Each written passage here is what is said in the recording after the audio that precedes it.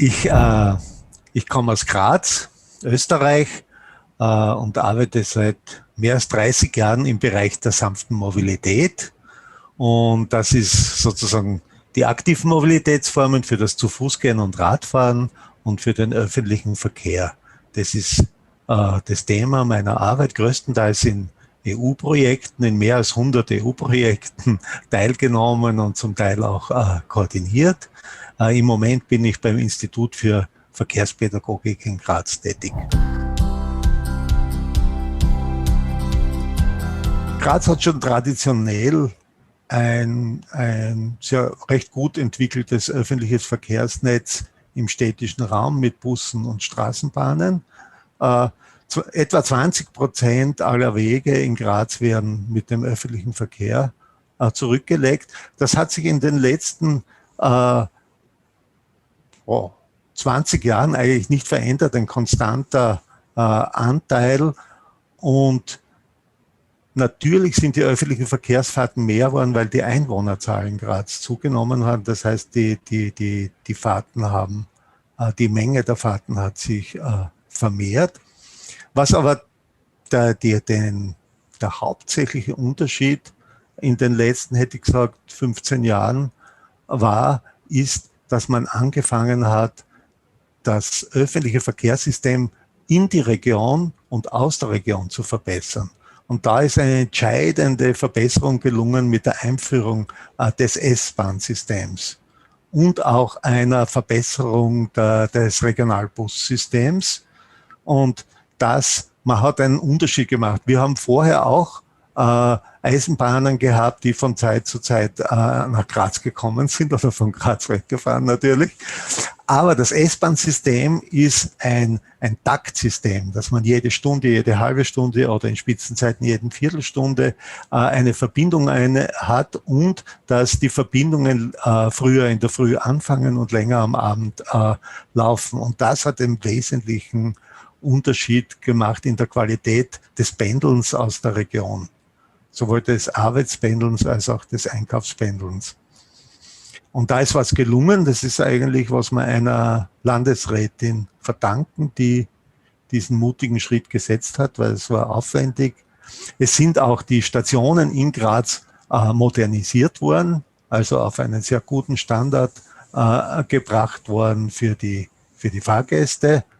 Und eine große Station wurde zusätzlich auch gebaut im Stadtgebiet.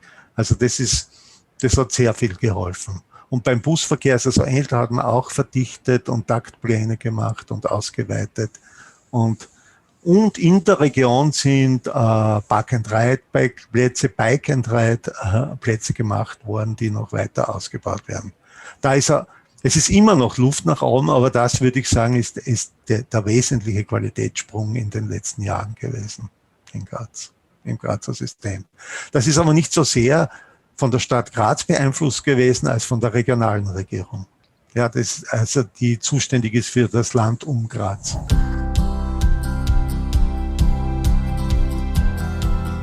Im stadtgrenzüberschreitenden Verkehr, ja, da würde ich sagen, hat sicher um 30-40% zugenommen. Also wir haben jedes Jahr Steigerungsraten bei diesem S-Bahn-Verkehr. Also es könnte sein, dass jetzt mit diesem Corona-Jahr da Rückgänge, aber das ist generell beim öffentlichen Verkehr, hat es da Rückgänge gegeben, klarerweise. Aber genaue Nummern habe ich nicht, aber es war eine Erfolgsgeschichte. Was es bei sehr vielen Betrieben gibt in Graz ist, dass diese Fahrkarten vom öffentlichen Verkehr unterstützt werden, sogenannte Jobticket-Regelungen, wo der Betrieb einen Teil oder in manchen Betrieben komplett die öffentliche Netzkarte für die Mitarbeiter bezahlt. Das macht es auch sehr attraktiv.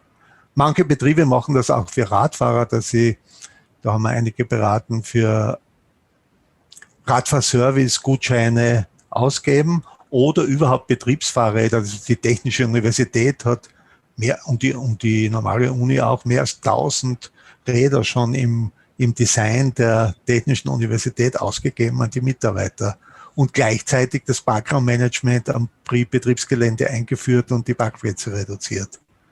Also da können Betriebe schon sehr viel machen. Ja.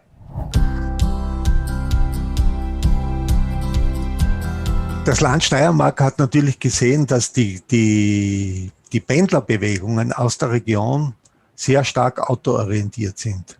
Und das hat eigentlich zu großen Problemen in diesen Verkehrsspitzenzeiten, vor allem morgens, geführt. Also wenn alle in die Stadt wollen mit dem Auto, gibt es Überlastungszustände an den Einfahrtsstraßen. Und das war der Auslöser, dass man gesagt hat, das kann nicht mehr so gehen, dass das rein autoorientiertes Pendeln gibt. Sonst ist unsere Infrastruktur komplett überlastet. Und wir müssen andere Dinge anbieten. Also vor allem, hier geht es vor allem um den öffentlichen Verkehr. Mit diesen Elektrofahrrädern ist natürlich auch längeres Pendeln mit den Fahrrädern inzwischen möglich. Aber der Schwerpunkt liegt hier auf dem öffentlichen Verkehr. Und darum hat man gehandelt. Die Landesrätin, die das in die Hand genommen hat, und hat gesagt, wir machen einmal eine Veränderung, weil man hat das von Wien gesehen, wie gut die S-Bahn dort funktioniert. Nur hat man sich am Anfang nicht zugetraut, wenn man gesagt, Graz ist zu klein und wir können das nicht. Und sie hat gesagt, wir fangen einmal an, wir verdichten, wir nehmen die derzeitigen Züge, die wir haben, die Qualität, aber wir verdichten das Angebot, den Takt.